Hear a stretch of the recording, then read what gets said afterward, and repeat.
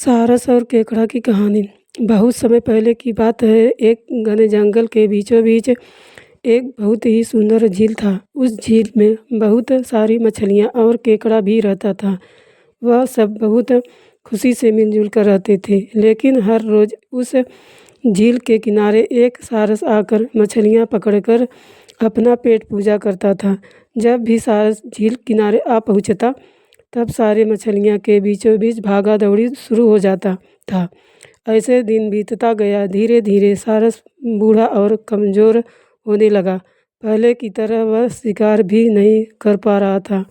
सारस बहुत दुखी होकर झील किनारे बैठ गया। सारस का यह हाल देखकर झील की मछलियाँ बहुत खुश हुए। सारे मछली सारस के सामने तैरने लगे, पर सारस ने उन्हें कुछ नहीं किया, सिर्फ बैठा रहा।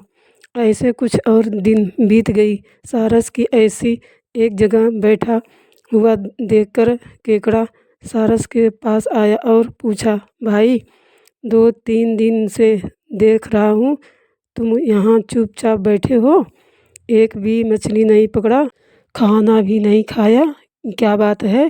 केकड़े की बात सुनकर सारस फूट फूट कर रोने लगा। सारस ने कहा, क्या बताएं दोस्त, मैं बहुत ही दुखी हूँ।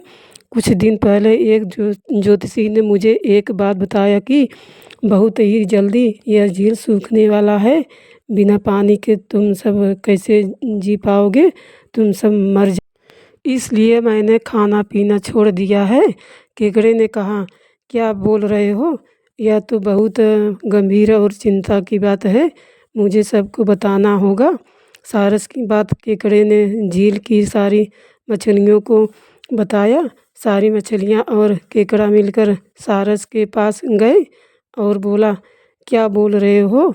झील सूख जाएगा तब हम सब कहाँ जाएंगे? क्या करेंगे? कोई तो उपाय होगा न बचने का। हम सब ने तुमको हमारा दुश्मन समझा, पर तुम तो हमारे दोस्त निकले। हम लोग के चिंता के कारण तुमने खाना पीना छोड़ दिया है। दोस्त, अब तुम ही कोई उपाय बताओ। सारस ने कहा, अच्छा लगा सुनकर कि तुम सब ने मुझे दोस्त माना है। एक उपाय है, कुछ ही दूर एक तालाब है। अगर तुम लोग चाहो तो मैं एक एक करके तुम लोगों को वहाँ छोड़ सकता हूँ। सारे मछली मान गई और कहा, ठीक है ठीक है। तालाब में पहुँचाने के लिए अगले दिन से सारस एक एक मछली को अपने चोंच पर लेकर जाना शुरू कर दिया। ऐसे कुछ दिन बाद केकड़े की बारी आई। सारस केकड़े को लेकर रवाना हुआ। कुछ दूर जाने के बाद केकड़े ने सारस को पूछा, भाई, यह तालाब और कितना दूर है? केकड़े की बात सुनकर सारस हंसने लगा और कहने लगा, तालाब? कैसा तालाब? यहाँ कोई तालाब नहीं है। मैं तो खाने के लिए तुम सबको यहाँ लेकर आ रहा हूँ। इतने दिनों से मछली खा खा कर बोर हो गया हूँ। आज बहुत मज़ा आएगा तुमको खाकर। आसपास देखो, तुम्हारे सारे दोस्त के हड्डियाँ पड़े हैं। अब तुम्हारी बारी है।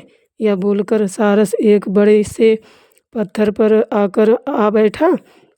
सारस की बात सुनकर केकड़ा बहुत गुस्सा हो गया और अपने आप को बचाने के लिए अपने दोनों हाथों से सारस का गला दबा दिया और कुछ देर बाद सारस मर गया।